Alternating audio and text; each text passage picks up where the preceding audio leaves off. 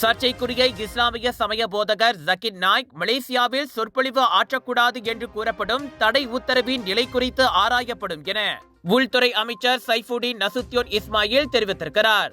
ஜக்கீர் நாயக் மீதான தடை இன்னும் நடைமுறையில் உள்ளதா அல்லது திரும்ப பெறப்பட்டதா என்று கேட்டதற்கு, நான் இதை முதலில் சரிபார்க்கிறேன் என்று சைஃபுடின் FMTயிடம் கூறினார். கடந்த மாதம் பெர்லிஸில் நடந்த ஒரு நிகழ்வில் ஜக்கீர் நாயக் உரை நிகழ்த்திய பிறகு இந்த உத்தரவின் நிலையை தெளிவுபடுத்துமாறு கில்லான் நாடாளுமன்ற உறுப்பினரான DAPயை சேர்ந்த வி கணபதி ராவ் கேட்டுக்கொண்டதை தொடர்ந்து சைஃபுடின் இதனை தெரிவித்தார். ஜனவரி 24 முதல் 26 வரை பெர்லிஸ் அனைத்துலக சுன்னா மாநாட்டில் மக்களிடையே ஜக்கீர் நாயக் உரையாற்றியதாக ஸ்கூப் நியூஸ் தகவல் வெளியிட்டிருந்தது.